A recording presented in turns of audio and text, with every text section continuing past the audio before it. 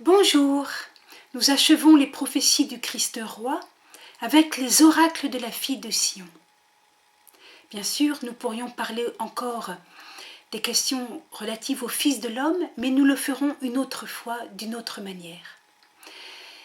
Les oracles de la fille de Sion commencent par ces mots « Réjouis-toi », en grec « kairé ». Réjouis-toi, fille de Sion. Ton roi est au milieu de toi. La fille de Sion, ce sont les habitants de Jérusalem, ou les habitants du quartier nord de Jérusalem.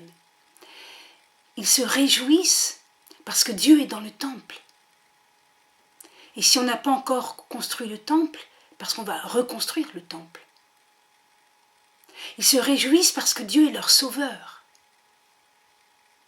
Voilà le sens de ces oracles.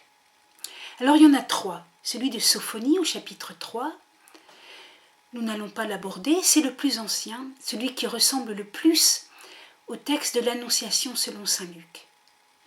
Celui de Zacharie, chapitre 9, versets 9 à 10, nous allons le détailler aujourd'hui. Celui de Joël, chapitre 2, versets 21-27, nous allons aussi l'aborder. Zacharie. Zacharie est un disciple d'Isaïe, c'est-à-dire qu'il pense que Dieu est roi et qu'il faut donc être tranquille quand on a affaire à des grands empires qui nous oppriment. Il y avait eu quelques révoltes en l'an 460-450, et puis le peuple avait eu l'intuition, très humainement, qu'il s'en sortirait mieux en étant pacifique. Là-dessus survient l'oracle de Zacharie, qui est véritablement une révélation divine avec une dimension messianique, comme je vais l'expliquer. Je lis. Exulte avec force, fille de Sion, crie de joie, fille de Jérusalem. Voici que ton roi vient à toi. Il est juste et victorieux. Meilleure traduction, sauvé. Humble, monté sur un ânon, le petit d'une ânesse. Il retranchera d'Éphraïm la charrerie et de Jérusalem les chevaux. L'arc de guerre sera retranché, il annoncera la paix aux nations. Son empire ira de la mer à la mer et du fleuve aux extrémités de la terre. Donc, ça commence par cet appel à la joie, comme dans l'Annonciation.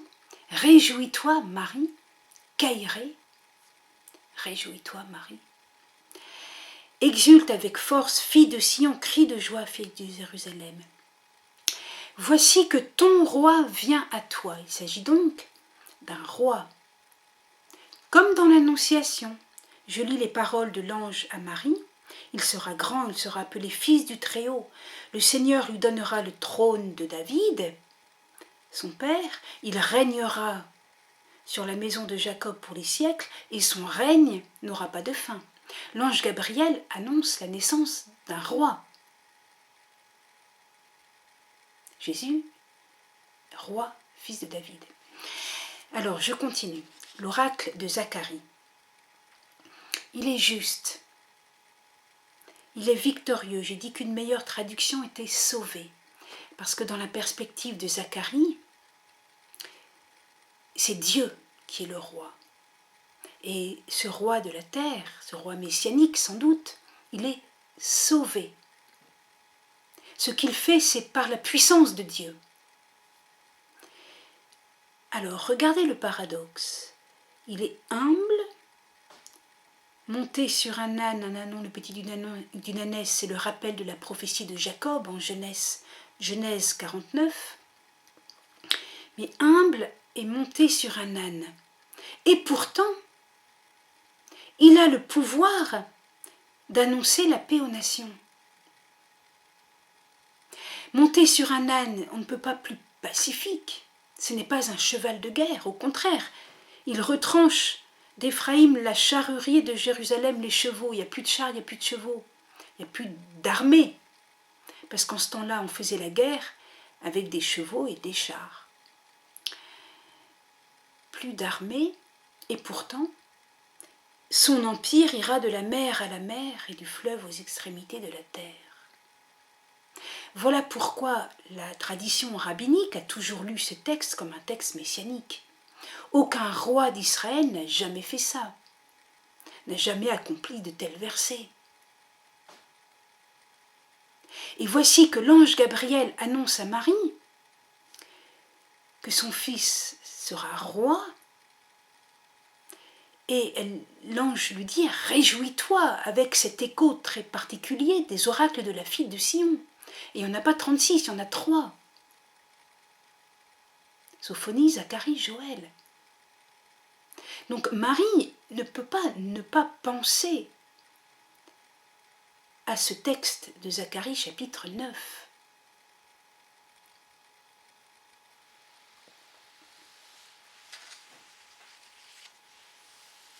Voilà. L'ange dit à Marie, « Voici que tu concevras dans ton sein et enfanteras un fils, et tu l'appelleras du nom de Jésus, ce qui signifie Sauveur. » Joël, je dis que nous approfondissons Joël. Joël chapitre 2. Donc nous sommes vers l'an 400. Les remparts ont été reconstruits autour de la ville de Jérusalem, mais on a tardé à rebâtir le temple. Joël fait naître un élan de pénitence, de conversion, de prière, de ferveur. Et il exprime une joyeuse espérance. « Terre, ne crains plus, jubile et sois dans l'allégresse, car le Seigneur a fait grand. Ne craignez plus, bêtes des champs. »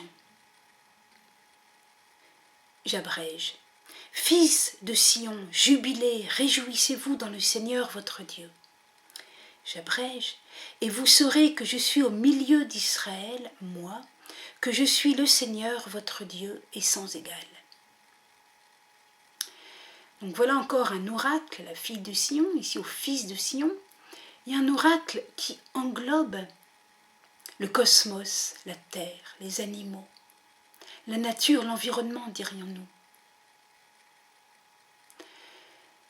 Eh bien, pour notre époque, cet oracle est important. Et la réminiscence du récit de l'Annonciation avec ce « Caïré, réjouis-toi, Marie », cette réminiscence à l'oracle de la fille de Sion en Sophonie, Zacharie et Joël, suggère à chacun de nous de prêter attention au lien entre Marie et l'environnement. Les fêtes mariales agricoles chez les Maronites et les Chaldéens, la liturgie byzantine qui depuis Bartholoméos Ier célèbre le 1er septembre en ouvrant l'année liturgique, la synaxe de la Mère de Dieu et la fête de l'environnement, en demandant à Dieu de nous aider à ne plus polluer, mais à respecter l'environnement, à garder pur l'eau et l'air. Pensons aussi à Jean-Paul II, qui a, en parlant de la virginité de Marie, a demandé de faire attention à l'environnement. Pensons au pape François, qui le jour de son intronisation comme pape, nous a parlé de Joseph comme gardien de la création, etc., etc. Le lien entre Marie et l'environnement date du récit de l'Annonciation qui, par ce « Réjouis-toi Marie » fait écho au prophète Joël, qui entraîne toute la nature dans la joie du peuple de Dieu qui va recevoir Dieu dans son temple. Dieu qui vient dans son temple au milieu du peuple. Et ça ne peut pas avoir de répercussions sur l'environnement. Nous aimons la liturgie et nous devons garder notre environnement. Ça va ensemble. Petite parenthèse, Joël est aussi le prophète qui a dit « Vos filles et vos fils prophétiseront ». L'accent sur la prophétie. La Vierge Marie a conçu Jésus par l'Esprit Saint. Elle était présente au cénacle de la Pentecôte. Elle nous rappelle que tout ce qui, dans l'Église, est institutionnel, hiérarchique, on pourrait dire pétrinien, est au service de cette dimension prophétique de l'Église, où hommes et femmes sont impliqués. Voilà pour Joël, voilà pour Zacharie, voilà pour le Christ, Messie, roi, pacifique, humble, Messie transpercé, dit aussi Zacharie, Messie pour tout le cosmos finalement, pour l'homme dans son environnement. Un Messie roi que j'espère vous avoir fait aimer. Au revoir, merci.